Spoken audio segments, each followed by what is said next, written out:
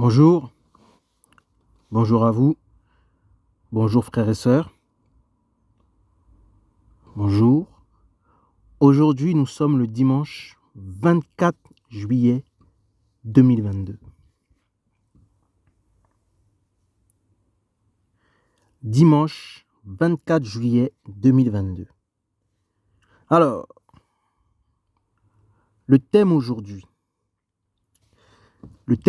c'est nous sommes 3 personnes.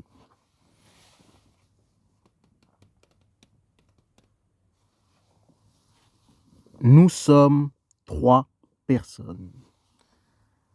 Et oui, c'est le thème aujourd'hui, en ce dimanche 24 juillet 2022. Chaque être humain, oui, homme, femme, peu importe d'où nous venons, nous sommes 3 personnes.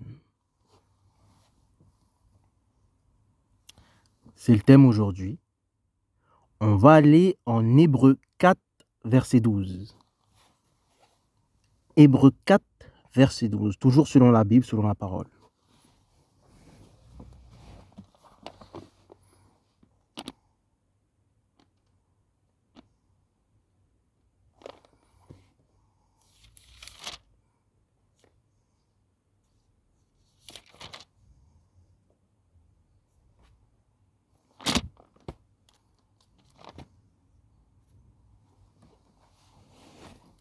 Hébreux 4, verset 12. Alors je lis. Hébreux 4, verset 12. Car la parole d'Élohim est vivante et efficace. Ok. Et plus pénétrante qu'aucune épée à 2 tranchants. Hébreux 4, verset 12. Écoutez bien. Et perçant jusqu'à la division de l'âme et de l'esprit et des jointures et des moelles. Elle juge les pensées et les intentions du cœur.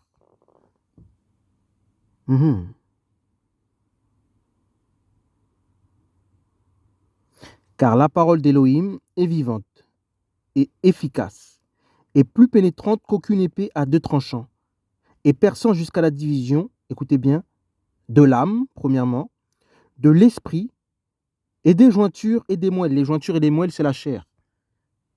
Donc ici, nous avons 3 parties. Nous avons l'âme, nous avons l'esprit, et nous avons la chair. Hébreux 4, verset 12. Et elle juge les pensées et les intentions du cœur. Les intentions du cœur. Très important, on va y revenir. Les intentions du cœur. On va aller en 1 Thessaloniciens 5, verset 23.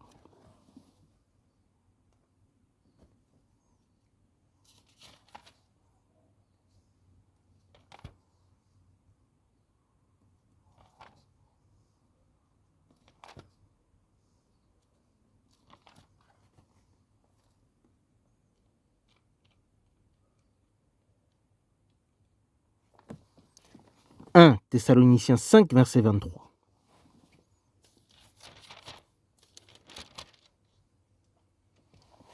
« 1 Thessaloniciens 5, verset 23, je lis. « Mais que l'Élohim de paix lui-même vous sanctifie parfaitement. » Écoutez bien. « Et que votre être entier, écoutez bien ce qu'il dit, et que votre être entier, tout votre corps en fait, que votre être entier, tout ce que vous êtes. Selon la Bible, votre être entier, c'est, alors je relis, mais que l'Élohim de paix lui-même vous sanctifie parfaitement, et que votre être entier, l'esprit et l'âme et le corps, l'esprit et l'âme et le corps soient gardés sans reproche en la parousie de notre Seigneur Yahushua Mashiach. L'esprit et l'âme et le corps. 3 personnes. 3 parties. Ça fait 2 passages qu'on vient de lire et on apprend qu'il y a en nous, dans notre être entier, selon 1 Thessaloniciens 5, verset 23, nous avons l'esprit tout d'abord, l'âme et le corps.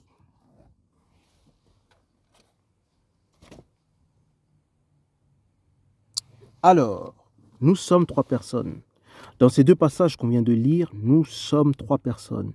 Chaque être humain sur cette terre, eh ben, on voit que notre être entier, pardon, c'est l'esprit, le corps et l'âme.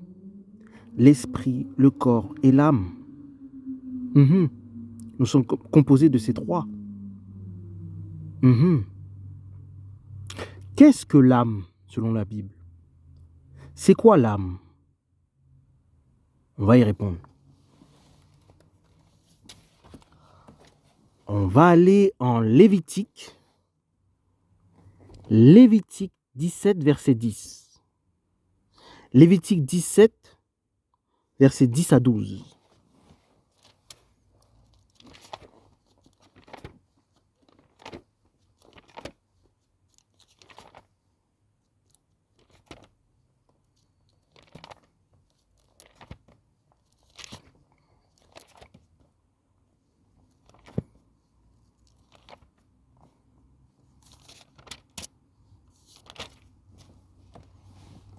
Lévitique 17, verset 10 à 12. Je vais lire, on va comprendre.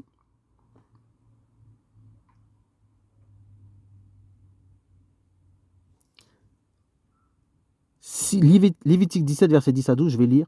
Si un homme de la maison d'Israël, ou des étrangers qui séjournent au milieu d'eux, écoutez bien, mange du sang, quel qu'il soit, je tournerai ma face contre cette âme qui aura mangé du sang, et je la retrancherai du milieu de son peuple. On continue. Car l'âme de la chair, nous avons les deux là, nous avons l'âme et la chair, car l'âme de la chair est dans le sang. Et oui, c'est pourquoi je vous ai ordonné qu'il soit mis sur l'autel, afin de faire la propitiation, pour vos âmes, car le sang qui fera la propitiation, pour l'âme. Alors, qu'est-ce qu'on apprend Lévitique 17, verset 10? Que je tournerai ma face contre cette âme qui aura mangé du sang, et je la retrancherai du milieu de son peuple. Car l'âme, c'est le Seigneur qui parle, l'âme, de la chair est dans le sang. Ton âme, elle est dans ton sang. Tout le monde peut voir le sang. On voit le sang. Ton âme est dans ton sang. Elle prend la forme de ton sang. C'est la Bible qui le dit. On va commencer par l'âme. On va aller en Deutéronome 12, verset 23.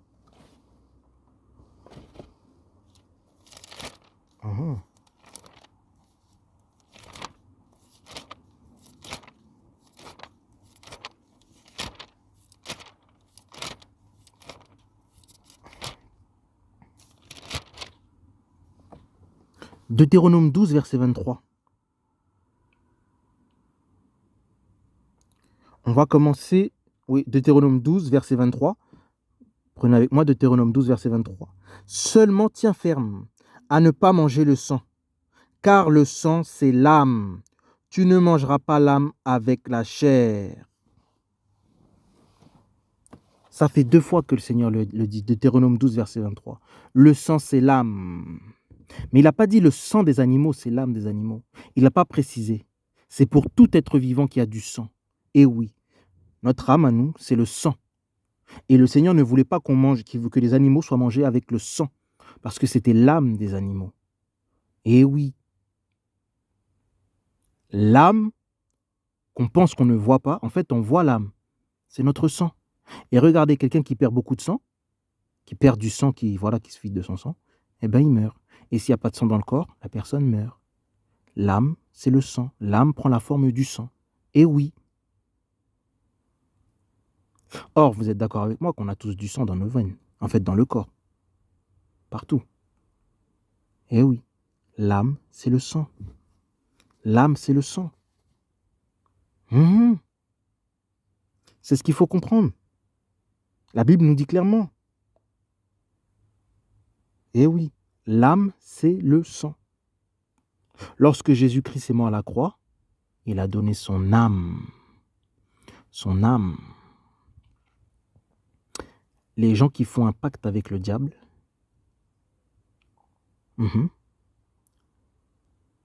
doivent donner, doivent donner quelques gouttes de sang de leur corps. Sachez-le. Voilà. Donc voilà. Parce que le sang, c'est l'âme. C'est comme ça qu'ils vendent leur âme, en fait. C'est en donnant quelques gouttes de sang. Voilà. Parce que le sang, c'est l'âme. Voilà. Donc, on apprend que dans la Bible, le sang, c'est l'âme. Voilà. Voilà. Ça, c'est la première personne. C'est le premier être. Et les gens disent que Dieu n'existe pas et tout ça. Ce que je dis toujours, c'est que quand quelqu'un meurt, peu importe la personne, la façon dont elle est morte, peu importe les causes, même des morts naturelles, hein, voilà, arrivé à un certain âge, à un certain point, voilà, des causes naturelles, voilà, arrivé à un certain âge, on n'est pas éternel. Vous allez sur n'importe quel tombeau, cimetière, peu importe, ne le faites pas, mais je veux dire, vous allez jamais voir dans un corps du sang. Une personne qui est morte depuis, voilà, plusieurs mois, plusieurs semaines, voilà, peu importe la façon dont cette personne est morte et décédée, jamais vous ne retrouverez du sang. À partir de, voilà, plus d'un an, 2 ans, vous ne retrouverez pas du sang dans son corps. Non, non. Mmh. L'âme, c'est le sang. Et avant toute chose, nous sommes des âmes vivantes. Les gens en fait, ce que l'on ne comprend pas, c'est que notre âme, c'est celle qui ressent les désirs. C'est celle qui a les sentiments. Quand on est dans la joie, quand on est dans la peine, quand on est dans la tristesse, quand on est dans la douleur, quand on rigole, c'est l'âme. C'est l'âme qui est en nous, qui est vivante, et c'est le sang. C'est ce qu'il faut comprendre. Là où sont tous nos sentiments, tristesse, joie, peine, douleur et tout ça, c'est au niveau de notre âme. Parfois, il y a des choses qui nous blessent, qui nous font mal, sans qu'on nous ait touchés. Il y a des mots, il y a des paroles qu'on nous dit, on n'a pas mal. On n'est pas blessé. Enfin, ce que je veux dire, ces phrases nous ont fait du mal, mais on ne nous a pas touchés. Mais ça nous a blessés. Quelqu'un qui te dit quelque chose de mauvais sur toi, voilà, que tu apprends qu'une personne qui t'a fait quelque chose de mal, ça te fait mal. Mais elle ne t'a pas touché. Ça te fait mal à quel niveau? C'est au niveau de ton âme. L'âme, c'est le siège des sentiments. Et c'est cette personne-là qui va se présenter devant Dieu. Ben oui, c'est ce qu'il faut comprendre. C'est notre âme. Mais oui, notre âme, c'est notre âme qui va se présenter devant Dieu. C'est pas le corps charnel, c'est pas la chair. La chair va mourir, elle va pourrir, elle va rester sur terre. C'est notre âme. Voilà, le siège de nos sentiments. Voilà, là où est-ce qu'on ressent. Personne ne peut ressentir ce que tu ressens. Il n'y a que toi. Il y a une personne qui vit à l'intérieur de toi, qui a de la joie, qui a de la peine, qui a de la tristesse. Voilà, qui a des sentiments. Voilà, qui aime. Voilà, t'es amoureux ou amoureuse. C'est pour ça qu'on emploie le terme, l'âme sœur. Voilà, tout ça, tous ces sentiments-là, c'est le siège, c'est au niveau de ton âme. Voilà, donc elle est bel et bien vivante. La joie, on ne voit pas la joie, mais elle se manifeste au travers de toi. Voilà, c'est ce que ton âme ressent. Voilà, la tristesse, la haine, la colère, c'est au niveau de ton âme. Voilà, la première personne. Et c'est cette personne-là, c'est ton âme qui va se présenter devant Dieu. Au jour du jugement, c'est ton âme, pas ton corps physique. Ton corps physique, on le voit, il meurt et il pourrit sur la terre. C'est ton âme.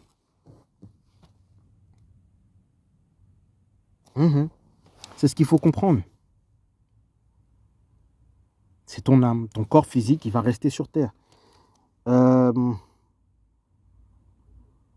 D'ailleurs, je voulais faire juste une petite parenthèse, justement, en tant que chrétien. On va aller en 2 Corinthiens 12, versets 7 à 10. On va comprendre.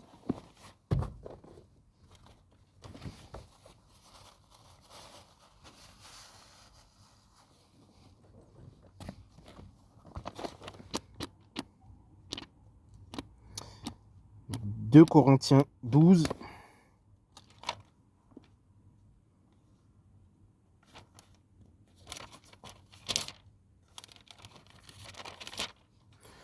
2 Corinthiens 12, versets 7 à 10. Alors, je vais lire 2 Corinthiens 12, versets 7 à 10. Alors, ici, c'est les questions de l'apôtre Paul. Et de peur que je ne m'élève à cause de l'excellence de ces révélations, il m'a été mis une écharde dans la chair. Écoutez bien, un ange de Satan, pour me frapper, afin que je ne m'élève pas. Ici, c'est l'apôtre Paul qui parle. L'apôtre Paul qui était un véritable chrétien, voilà, qui était un véritable enfant de Dieu, qui était un apôtre, qui faisait toutes sortes de miracles, voilà. Apôtre Paul qui nous dit lui-même en 1 Corinthiens chapitre 7 qui se privait de tout. Hein. Apôtre Paul avait un don de célibat, hein, voilà, donc il ne pratiquait pas de péché sexuel. Voilà. Il dit lui-même, il traite son corps durement. Voilà. Et là, on apprend en 2 Corinthiens 12, verset 7, « Et de peur que je ne m'élève à cause de l'excellence de ces révélations, il m'a été mis une écharpe dans la chair. » Écoutez bien, un ange de Satan pour me frapper afin que je ne m'élève pas. Alors, est-ce qu'un vrai chrétien ou une vraie chrétienne, un vrai enfant de Dieu peut être possédé par un démon? Oui. Dans son corps charnel. Nous sommes le temple du Saint-Esprit, nous sommes régénérés. Mais c'est l'esprit qui est régénéré. Eh oui, c'est l'esprit qui est régénéré. C'est notre esprit. Notre corps, lui, peu importe que l'on soit chrétien ou pas, finira par vieillir, par mourir. Ben oui. C'est une enveloppe, le corps. Mais à l'intérieur, il y a une âme, il y a un esprit. Il faut comprendre. Donc, est-ce qu'un chrétien peut être possédé par un démon? Oui. Dans son corps? Oui. Dans son corps physique? Oui. Ça ne veut pas dire que c'est un faux. On voit ici que l'apôtre Paul, il avait un ange de Satan. Mais attendez, apôtre Paul, qui a vécu toute sa vie dans la piété, dès qu'il a été appelé par le Seigneur Jésus-Christ. Lisez 1 Corinthiens chapitre 7. Il disait, il aimerait bien que tous les hommes soient comme lui. Eh bien, il avait un démon. Donc, notre corps, c'est pas parce que on est chrétien que nous sommes le temple du Saint-Esprit, effectivement. Mais oui, on peut avoir des démons dans le corps. C'est notre esprit qui est régénéré. Il faut comprendre. Notre âme, mais pas notre corps, qui finira par vieillir, par pourrir. Et oui. Donc oui, selon 2 Corinthiens 12, verset 7, oui, on le peut. Voilà. C'est pas dire qu'on est faux. Après, il faut prier pour que les démons partent. Et même en tant que vrai enfant de Dieu, en tant que chrétien, on est amené à être persécuté. Voilà, à subir toutes sortes de persécutions. Les gens vont se lever contre nous. Voilà. Donc c'est possible. Justement, notre esprit est régénéré. C'est ce que je disais. Donc là, on a vu que l'âme, c'est le sang. C'est l'âme qui va se présenter devant Dieu. C'est là où siègent tous les sentiments. L'âme, il faut bien comprendre. Voilà, l'âme, c'est le sang pour la forme de notre sang. Voilà, Dieu nous l'a dit clairement. Donc ça, c'est la première personne, on va dire, première partie. Ensuite, on va aller en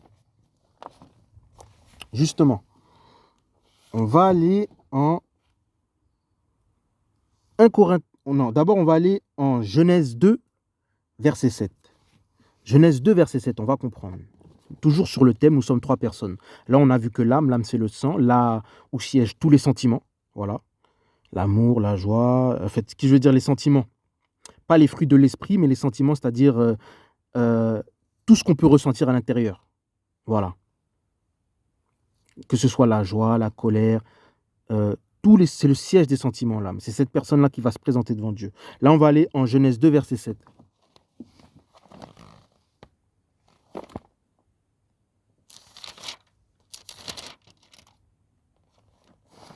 Genèse 2, verset 7. Yahvé Elohim forma l'être humain de la poussière du sol. Il souffla dans ses narines le souffle vivant. Écoutez bien. Et l'être humain devint une âme vivante. Voilà. Donc, on voit ici clairement que nous sommes une âme. Pour que cette âme vive, voilà, il a fallu que le Seigneur Jésus-Christ souffle. Donc, Genèse 2, verset 7, Yahvé Elohim forma l'être humain de la poussière du sol. Il souffla dans ses narines. Il souffla le souffle vivant. Et l'être humain, écoutez bien, devint une âme vivante. Voilà.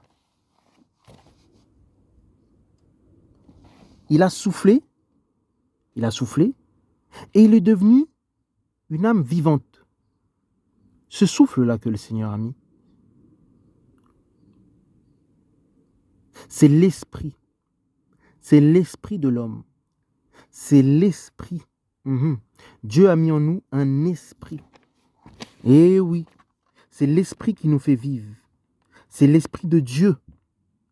C'est l'esprit de Dieu, c'est l'esprit du Seigneur que le Seigneur a mis en nous. Avant toute chose, nous sommes des esprits.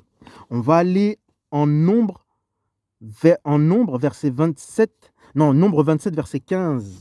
On va comprendre.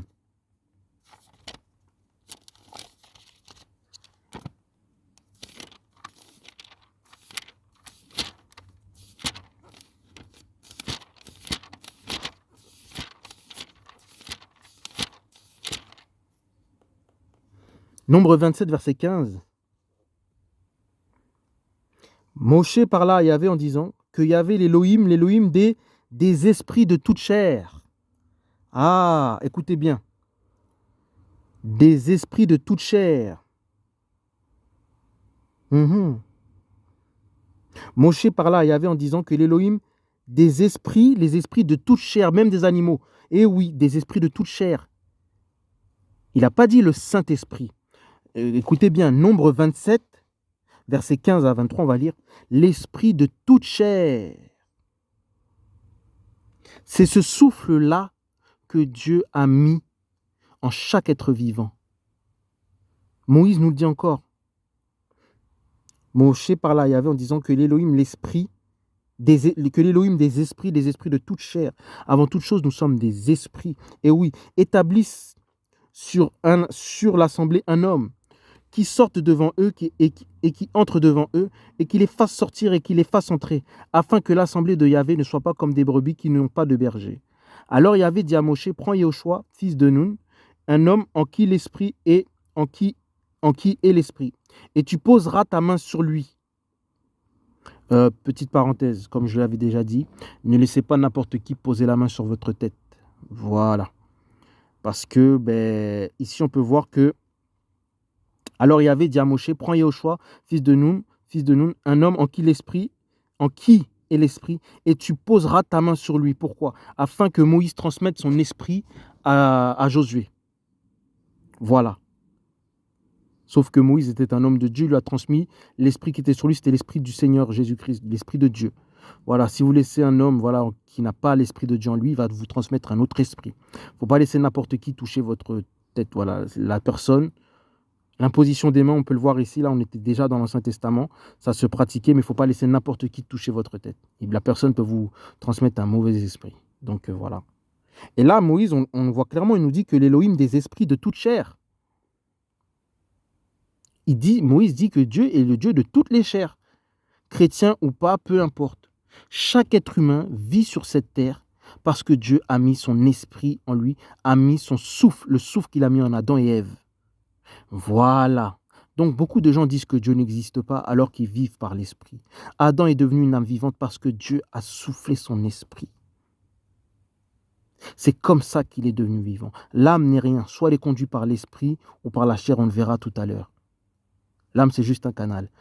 Mais comprenez bien, il y a des gens qui disent que Dieu n'existe pas. Tout ce que l'être humain fait, c'est avec l'esprit de Dieu. C'est ce souffle-là qu'il a mis en Adam. Moïse nous dit clairement, regardez, Nombre 27, verset 15, l'Élohim des esprits de toute chair, des esprits de toute chair. Et ils disent que Dieu n'existe pas alors qu'ils ont l'esprit que Dieu a mis en eux. Et ils font toutes choses avec l'esprit de Dieu, l'intelligence. Ils construisent des choses, voilà, ils font des choses incroyables, technologie, mais c'est avec l'esprit que Dieu a mis en eux. Et ils disent que Dieu n'existe pas. Justement, cet esprit que Dieu a mis en eux, c'est quoi? On va comprendre. Toujours sur le thème, nous sommes 3 personnes. On va aller en 1 Corinthiens 2, versets 10 à 12. 1 Corinthiens 2, versets 10 à 12.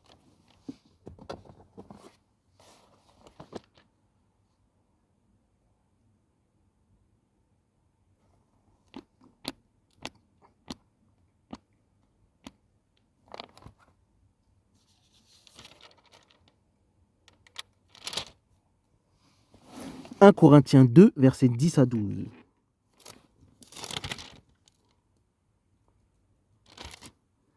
Alors je vais lire. Mais Elohim nous les a révélés par le moyen de son esprit. Car l'esprit sonde toutes choses, même les profondeurs d'Elohim. Car lequel des humains a connu les choses de l'être humain, excepté l'esprit de l'être humain qui est en lui? Oh là. De même aussi, personne n'a connu les choses d'Elohim, excepté l'esprit d'Elohim. Or, nous n'avons pas reçu l'esprit du monde, mais l'esprit qui vient d'Elohim, afin que nous connaissions les choses d'Elohim, afin que nous connaissions les choses qu'Elohim nous a gracieusement données. Attendez, je vais relire 1 Corinthiens 2, verset 10. Mais Elohim nous les a révélés par le moyen de son esprit. Car l'esprit sont toutes choses, même les profondeurs d'Elohim. Très bien, écoutez bien. Car lequel des humains a connu les choses de l'être humain, excepté l'esprit de l'être humain, excepté, écoutez bien, l'esprit de l'être humain qui est en lui. Excepté l'esprit de l'être humain qui est en lui. L'esprit que Dieu a mis en Adam, le souffle, c'est l'esprit humain. Et c'est ça qui nous fait vivre, c'est l'esprit humain. Nous sommes 3 personnes. La première personne, c'est l'âme. Là, on peut voir, nous avons l'esprit humain. Voilà.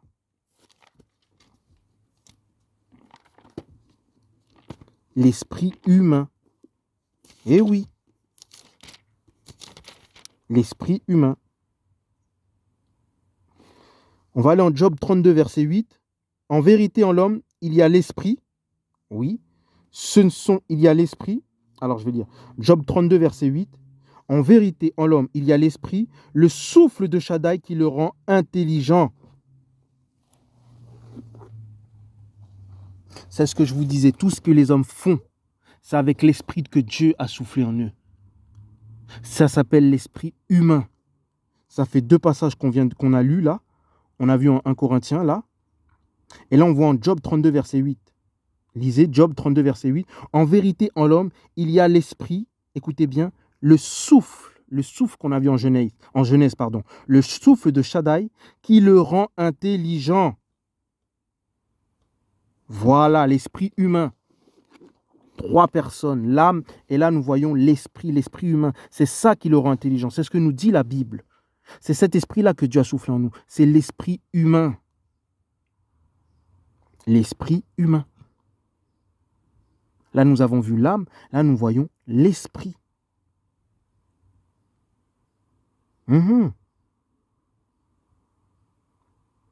L'esprit. L'esprit de Dieu que Dieu a mis en nous. Et en Nombre 27, verset 15, il est dans toute chair. Voilà. Gentil, méchant, peu importe. Et c'est ça qui les rend intelligents. C'est ce que Job 32, 8 nous dit. C'est avec ça qu'ils peuvent faire toutes choses. Voilà. C'est ça qui est très important à comprendre. Donc nous avons l'âme, nous avons l'esprit humain.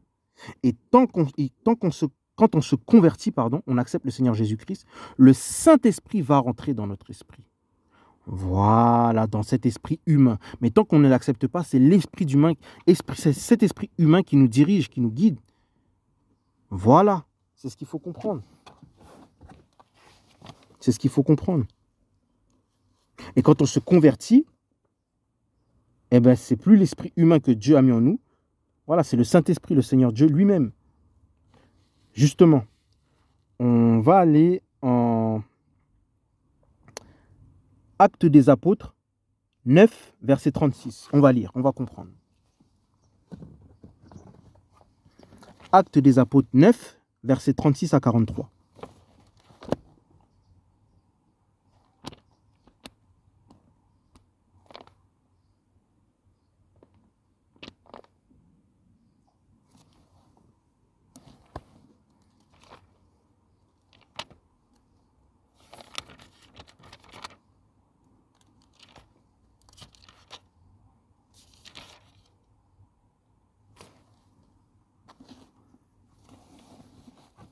Alors, Actes des Apôtres 9, versets 36 à 43.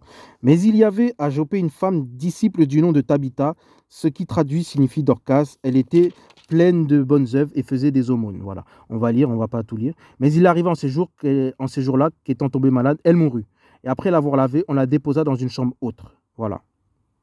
On va aller plus bas, en 39. Et Pierre se leva et partit avec les hommes. Lorsqu'il fut arrivé, on le conduisit dans la chambre haute. Toutes les veuves l'entourèrent en pleurant et lui montrèrent les tuniques et les vêtements que faisait Dorcas quand elle était avec elle. Mais Pierre fit sortir tout le monde, se mit à genoux et pria, se tournant vers le corps, et il dit, Tabitha, lève-toi. Et elle ouvrit ses yeux. En voyant Pierre, elle s'assit.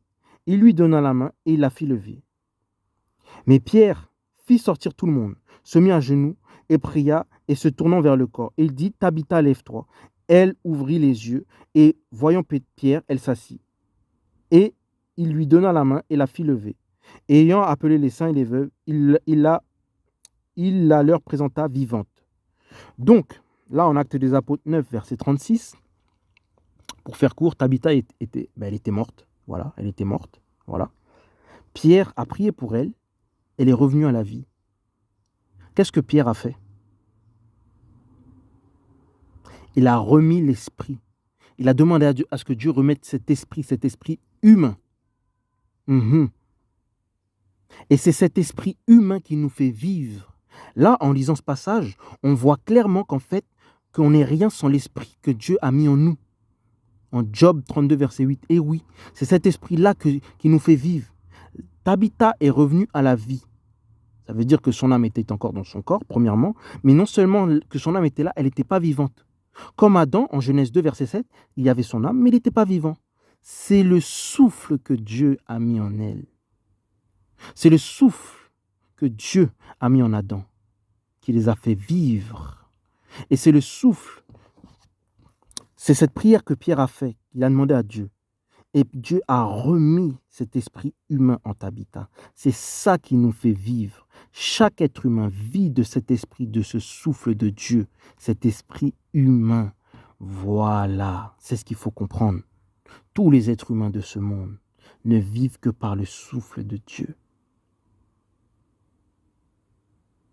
Mais oui, on a vu Adam, Dieu l'a soufflé, hop, il est devenu vivant. Pierre, il a prié, hop, elle est revenue à la vie. C'est ce qu'il faut comprendre. C'est grâce à Dieu, c'est grâce au souffle du Seigneur Jésus-Christ que l'on vit. Il l'a mis sur tous les hommes. Ah oui.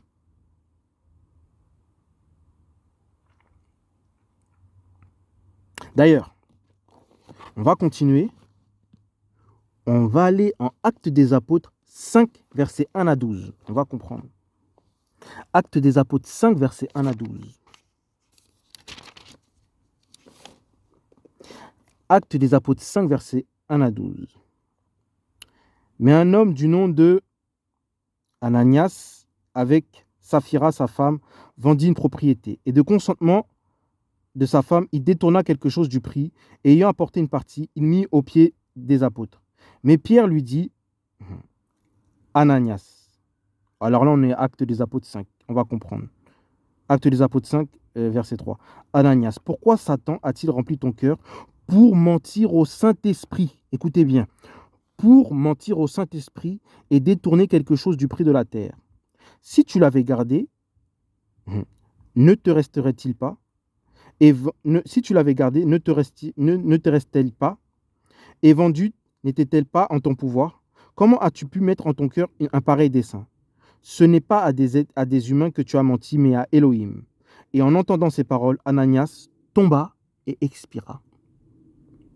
On continue. Il y eut une grande crainte, toujours en Actes des Apôtres 5. Il y eut une grande crainte sur tous ceux qui l'entendirent. Et les jeunes gens s'étant levés, l'enveloppèrent de bandages et l'ayant porté dehors, l'ensevelirent. Or, il arriva à un intervalle d'environ 3 heures que sa femme, ne sachant pas ce qui est arrivé, entra. Et Pierre commença à lui parler. « Dis-moi si c'est à ce prix que vous avez vendu la terre. » Elle répondit « Oui, c'est à ce prix. » Mais Pierre lui dit « Comment vous êtes-vous accordés ensemble pour tenter, écoutez bien, pour tenter l'Esprit du Seigneur ?» Là, il n'a pas dit le Seigneur, il a dit l'Esprit du Seigneur. Écoutez bien. Voici que les pieds de ceux qui ont enseveli ton mari sont à la porte, ils t'emporteront. Et au même instant, elle tomba à ses pieds, écoutez bien, et expira.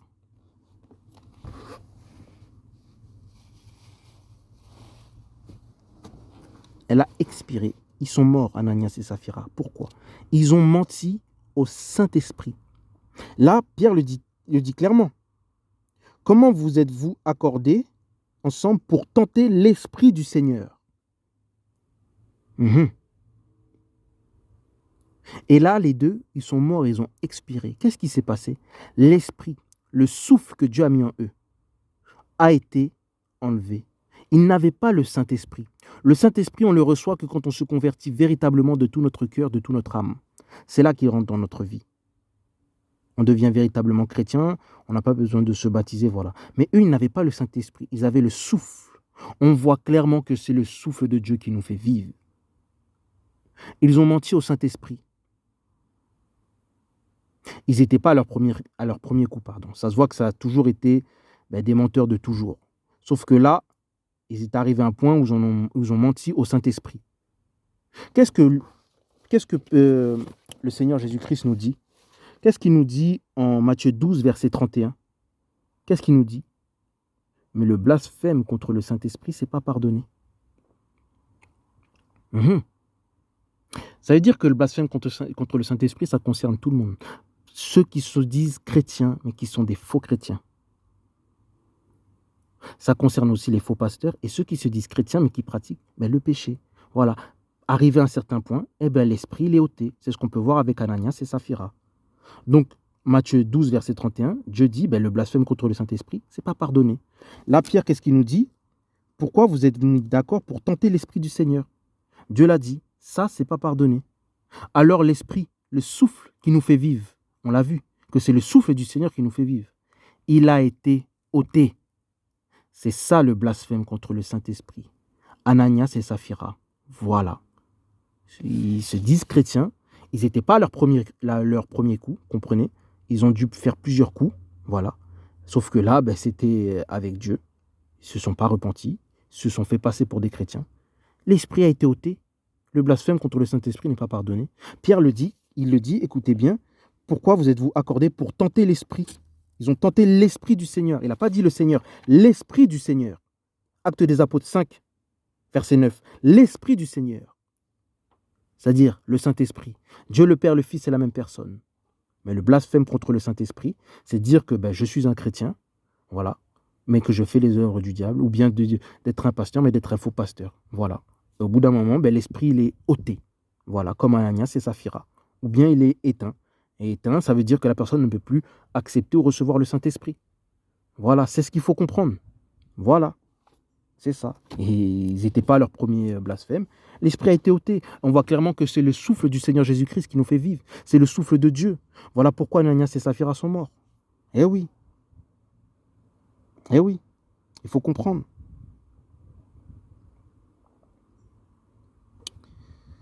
On va aller en Galates 5, versets 16 à 26. Galates 5, versets 16 à 26.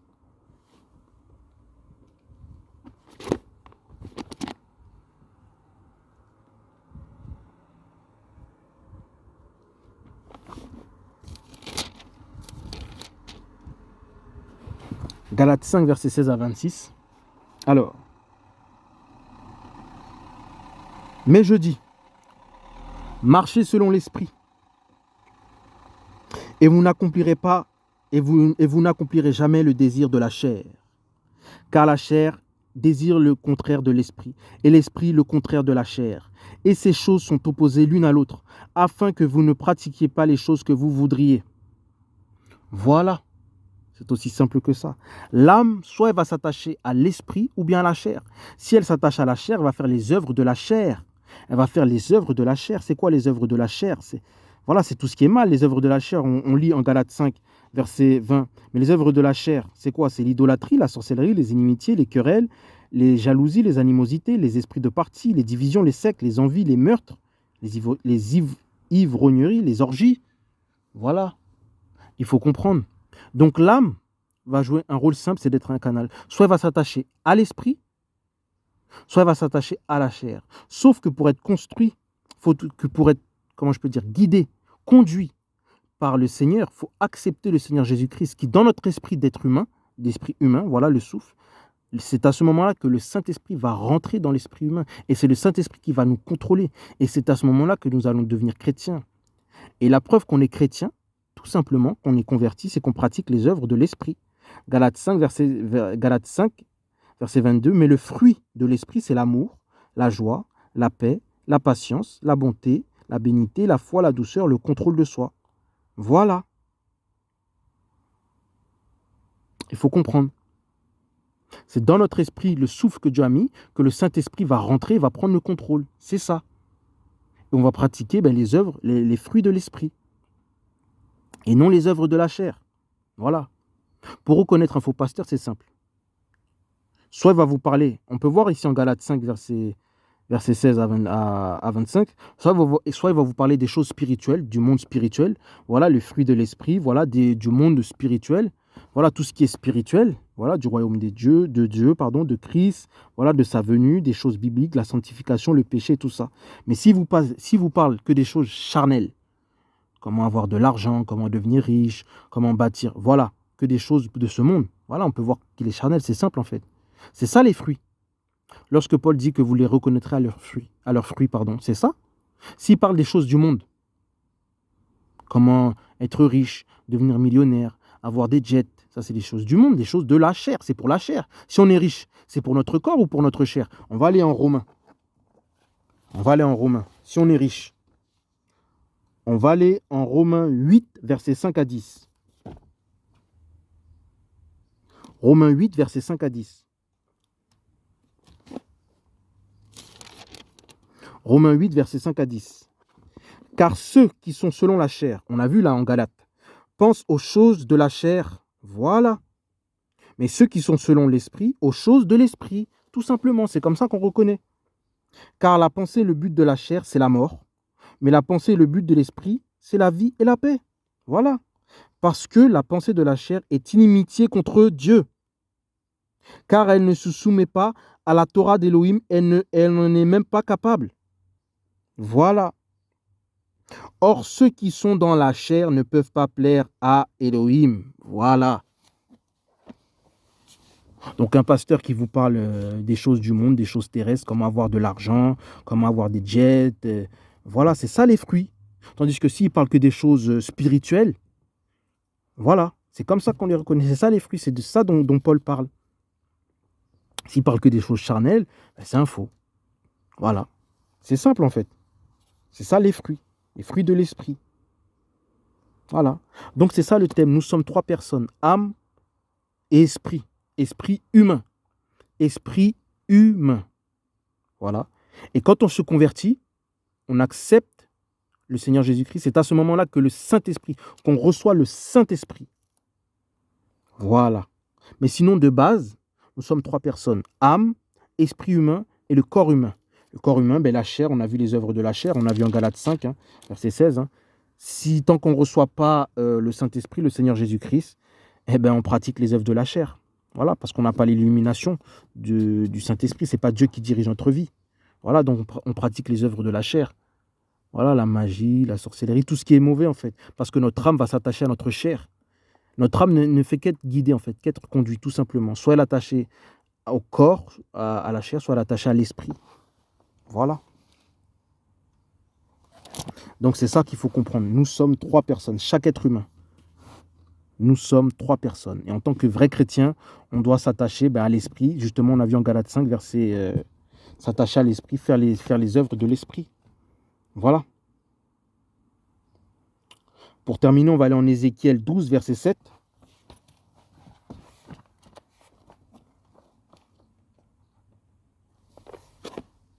Ézéchiel 12, verset 7. On va finir par là. Ecclésiaste 12, verset 7. Pas Ézéchiel, Ecclésiaste. Donc, Ecclésiaste 12, verset 7. Ecclésiaste, excusez-moi.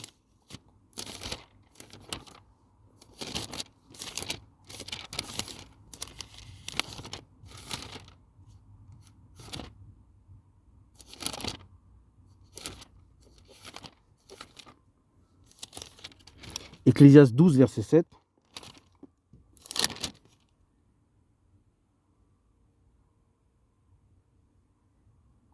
Alors, avant que la poussière ne retourne à la terre, comme elle y était, et que l'esprit ne retourne à Elohim, comme il a donné. Ici, la poussière, c'est qui? Avant que la poussière, Ecclésiaste 12, verset 7, avant que la poussière ne retourne à la terre, comme elle y était, et que l'esprit ne retourne à Elohim, qu'il a donné. Voilà. Avant, ben, quand on meurt, pardon, notre chair elle retourne à la terre. Voilà.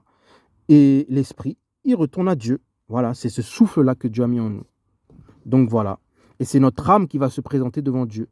Donc les gens qui ne croient pas en Dieu, ben, ils vont être surpris. Voilà. Et ils ont tous l'esprit, ce souffle que Dieu a mis, qui font qu'ils vivent. Et au jour de notre mort, l'esprit va retourner à Dieu, l'esprit qu'il a mis. Mais la poussière, c'est nous, hein, fait de poussière. On retourne dans la terre. La chair reste sur la terre. Voilà. Et notre âme va se présenter devant Dieu. Et selon qui on aura servi, si on aura plus servi la chair, ben, c'est l'enfer. Et si on aura servi les œuvres, si on aura fait les œuvres de l'esprit, voilà, et ben c'est voilà. Donc voilà, c'était le thème aujourd'hui. Nous sommes 3 personnes. Voilà. Donc voilà. Bonne journée à vous.